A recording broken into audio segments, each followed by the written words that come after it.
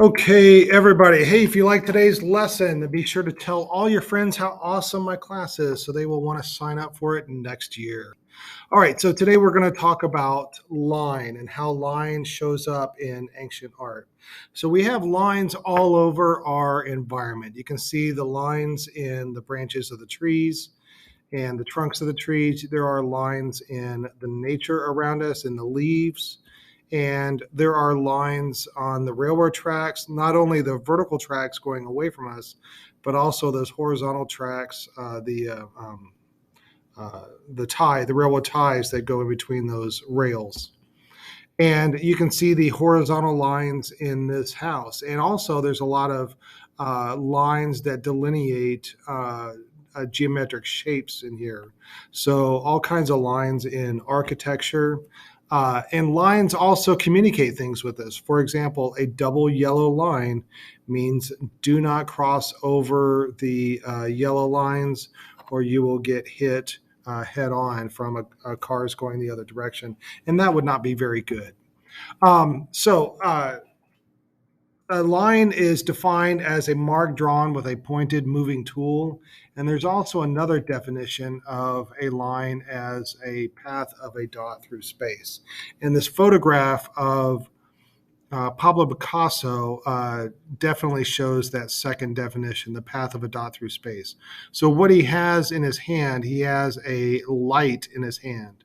And when they photographed this, they left the aperture open and he waved the light around in a way that drew a picture. So, for example, this picture is of flowers in a vase.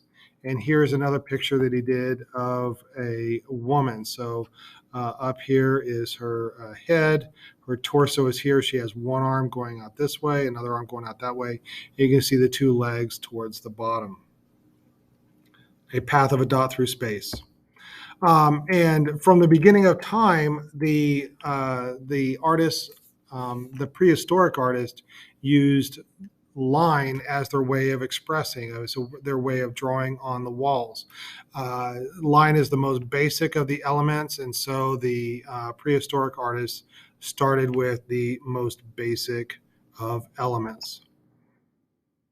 And they used line to outline the shapes of the animals. All right, so line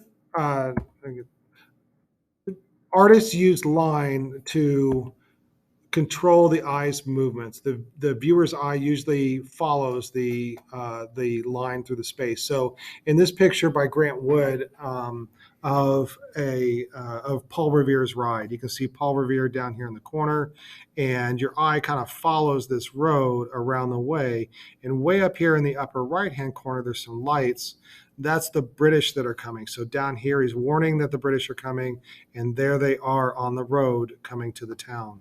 There are several other dominant lines in here. Definitely the steeple of the church right here is a strong vertical line, and the river, the creek over here, is a third line.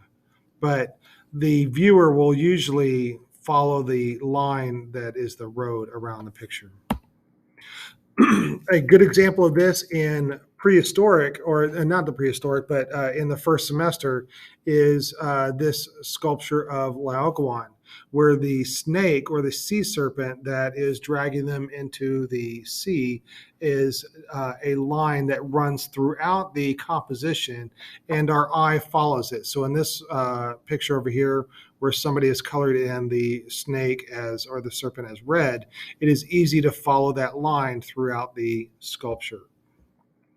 On these, the robes or the lines that are in the fabric help to guide our eye throughout the composition.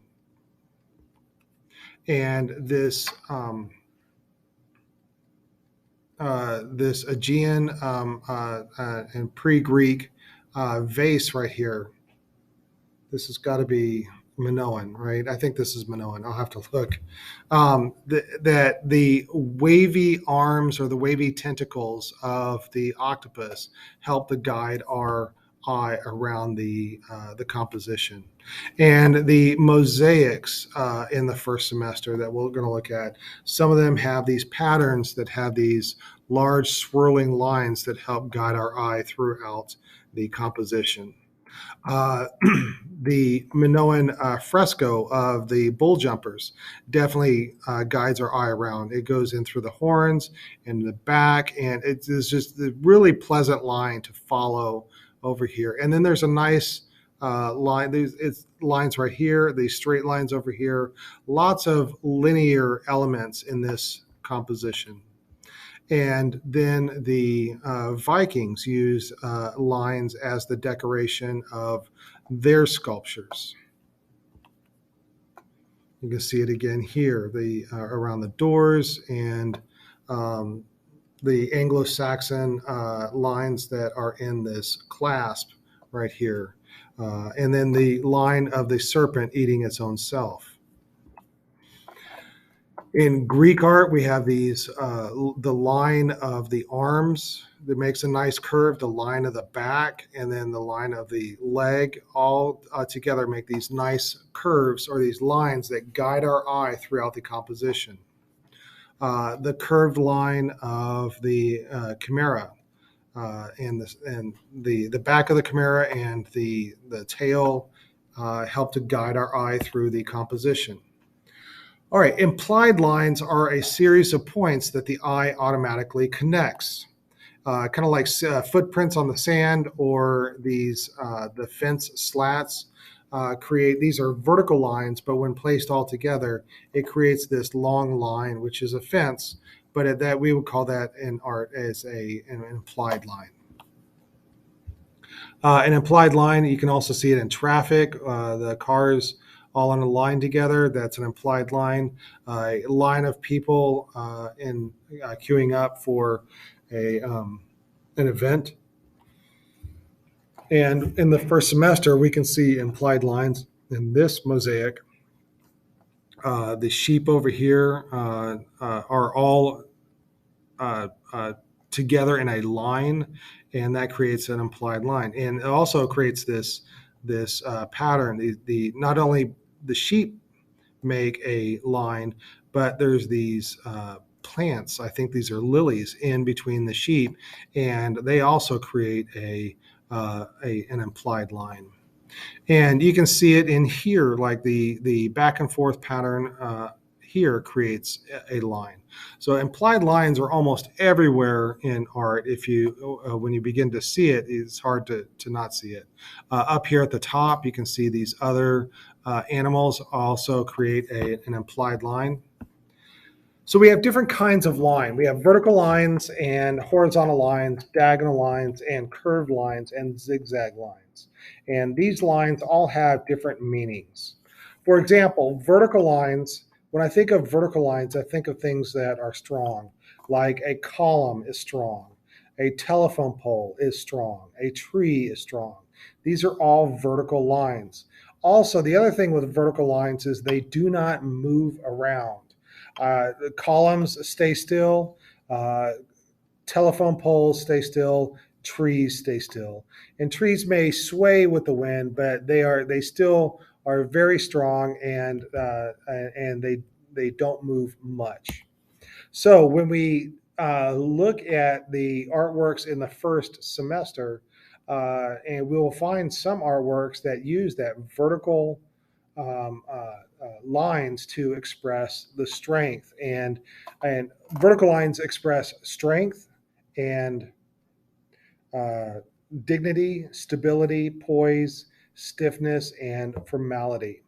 And you can see that in this figure right here, where these lines are very vertical, and she almost they gives her the same strength as like that telephone pole or a column, and she's very close to being a column.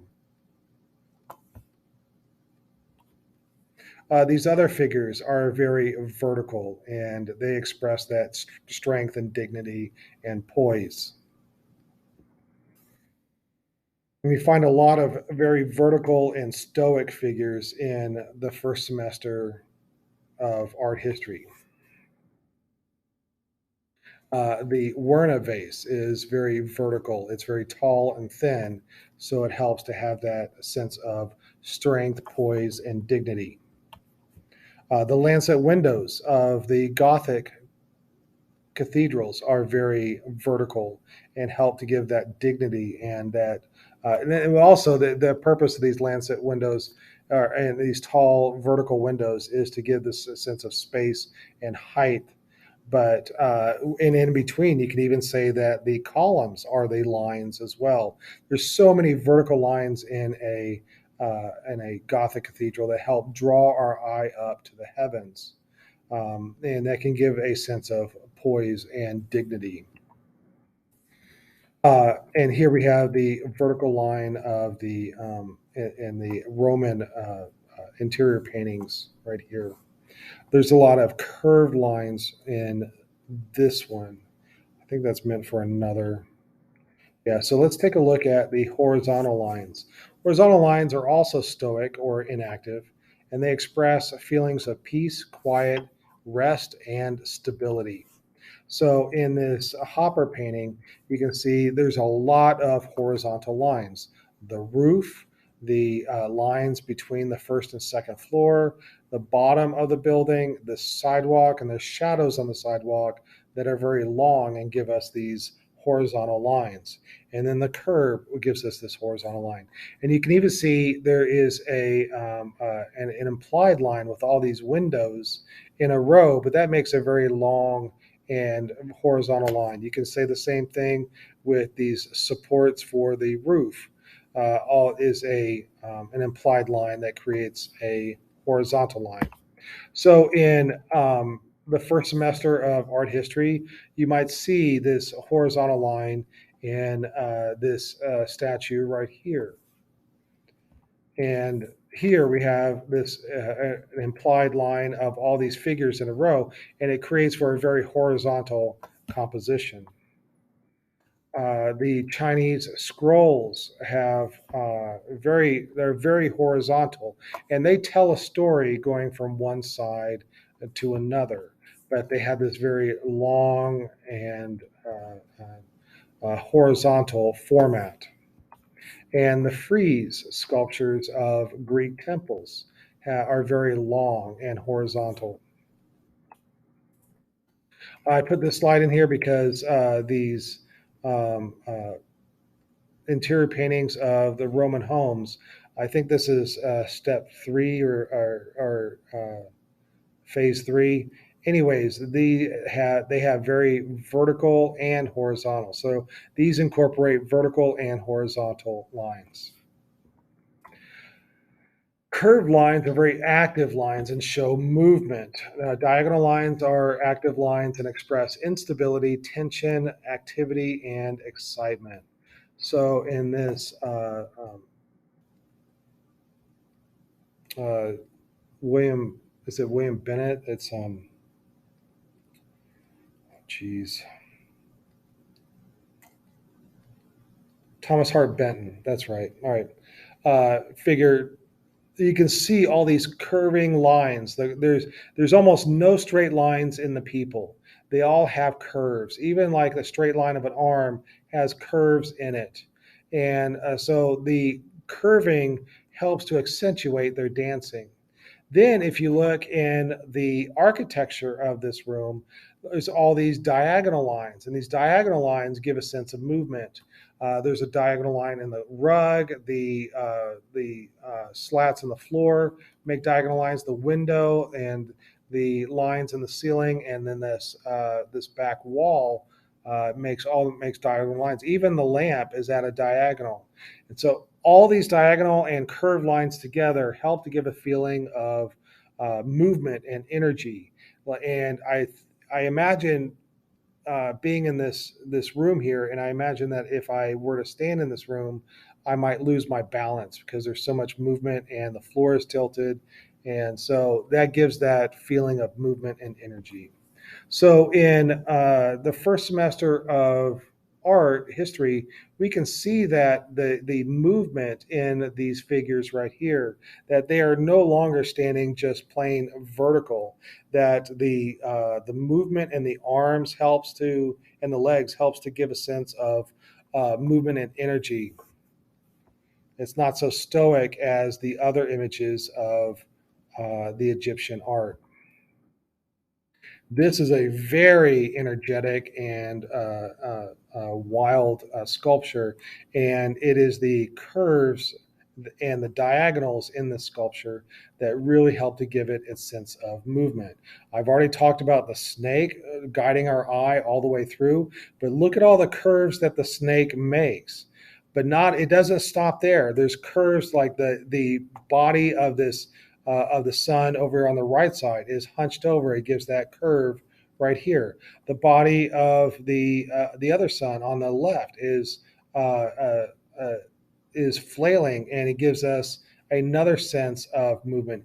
And then the father's, Glaucon's curve, he's got his back arched. There's a strong line right here, and the diagonal of his legs really help to give a sense of movement and energy in the sculpture. We and then the curves that are in the Discobolos sculpture and the diagonals that are in here really get a sense of movement and energy. The folds and the clothes of these figures really help to give a sense of movement, so that it almost looks like liquid is like falling around this figure. The same thing with this one as well. And then as I mentioned before, the mosaic here, the spiral and the mosaic really helps to guide our eye around, but it also creates a sense of movement and energy.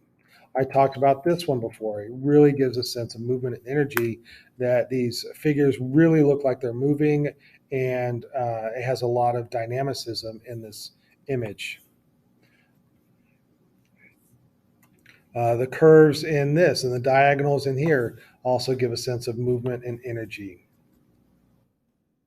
And then the curls, there's so many of these little curving lines right here give a sense of movement in the face, that it adds more interest, that it's not just flat. Here we have like the flat face, the parts of the skin, but the curls that are in the hair help to create an interest for our eyes.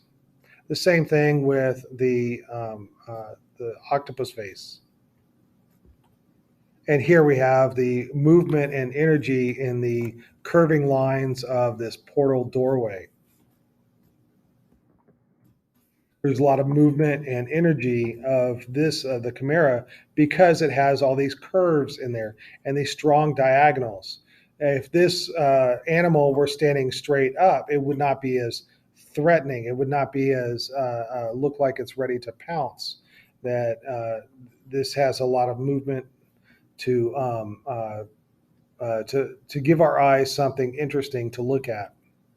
All right, and then I also want to talk about these diagonals from when I talk, and I want to use this book as an example.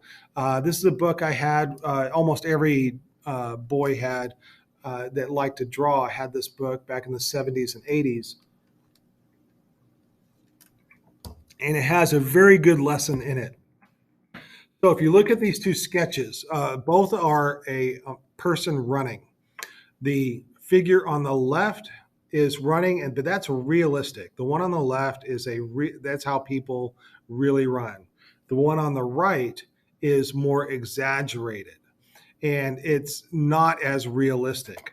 So if we look at the figure on the left, it does not have as much movement and energy as the one on the right. And the reason why it doesn't have as much movement and energy is that the one on the right is more at a diagonal, and that diagonal helps to give the look that he is going faster, that he has more energy than the one on the left.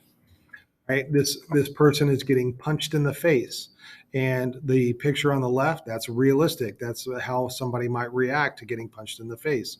On the one on the right defies the laws of physics. When you hit somebody in the face, it doesn't really knock you off the ground like that. But the exaggerated curves and the exaggerated diagonals help to give this a stronger sense of force and movement, and it's more interesting to look at. Up here, we have a guy that is standing and pointing, and then we have another guy that's standing and pointing. The one with his legs spread more widely it makes it more interesting to look at. It shows more energy. And then here we have somebody throwing a punch, and the poses on the extreme outsides show more diagonal lines than the ones in the middle. And so the Stan Lee that wrote this book said that these are the better poses on the outside for comic books because they show more energy and movement. The ones in the middle are boring. And so that's what we see in comic books. They exaggerate to make things more dynamic, more interesting to look at. So here we have Doctor Doom. He's standing up and pointing, but the one on the right, they're both doing the same thing. They're both standing up and pointing, but the one on the right is more interesting to look at. Why? Because it's at more of an angle. Here is Jameson pounding his fist, and the one on the right, same thing, pounding his fist, but he's more interesting to look at because he's at more of a diagonal. Walking into a door, the one on the left is boring, the one on the right is interesting. And we can apply that to these sculptures of the first semester, where you can see that this has so much action in it. It's so interesting to look at because of the dynamic lines and the curving lines. This Roman relief, there's a very strong diagonal through the middle, but on the left side we have a strong vertical, and up here are horizontals. And then Rome over here on the right creates a strong diagonal as well. So this is more interesting to look at because of the diagonals and the curves that are in there. All right, zigzag lines express chaos and confusion, nervousness, and excitement. And we don't really see anything like that in the first semester. Second semester, this would really apply with the abstract expressionism movement. All right, and then contour drawing is also a part of lines. So contour drawing is drawing the outer edges or the contours of an object. So this is a drawing of a pair of sandals. And I ask my students, what color are these sandals? Well, we don't know because this drawing is not about color; it's about line. And are these sandals dark or light? What kind of shadows what's the light situation? But we don't know because it's just the lines. That's a contour drawing.